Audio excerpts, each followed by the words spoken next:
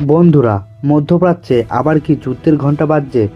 ইরানকে মাত্র 10 থেকে 15 দিনের সময় বেঁধে দিয়েছেন মার্কিন প্রেসিডেন্ট ডোনাল্ড ট্রাম্প।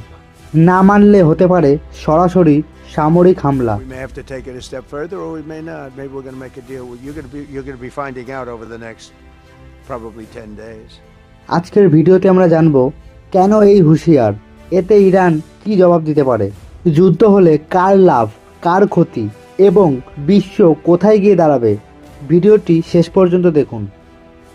সাম্প্রতিক আন্তর্জাতিক সংবাদ মাধ্যমের রিপোর্ট অনুযায়ী মার্কিন যুক্তরাষ্ট্র ইরানকে স্পষ্ট বার্তা দিয়েছে, আলোচনায় আসুন, না হলে পরিস্থিতি ভয়াবহ হতে পারে।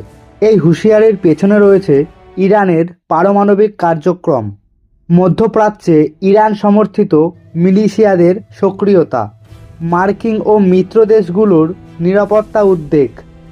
ওয়াশিংটন বলেছে, ইরান যদি নির্দিষ্ট সময়ের মধ্যে সমঝোতায় না আসে তাহলে সামরিক বিকল্প খোলা রাখা হবে।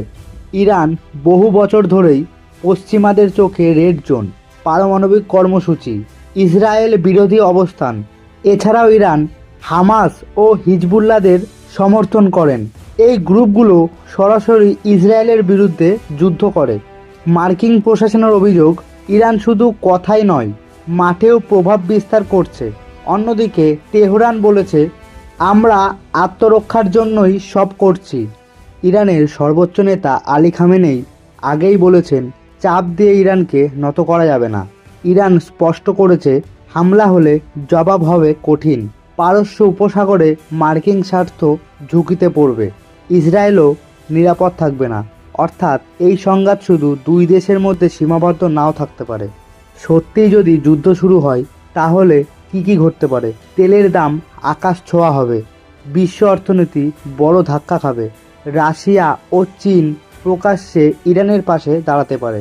বিশেষজ্ঞরা বলেছেন, এটা হতে পারে একটি আঞ্চলিক যুদ্ধ থেকে বিশ্ব সংকটের সূচনা।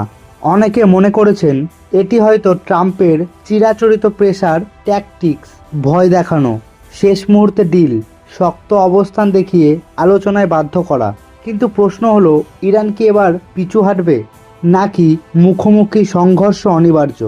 একটি ভুল সিদ্ধান্ত বদলে দিতে পারে পুরো মধ্যপ্রাচ্যের মানচিত্র।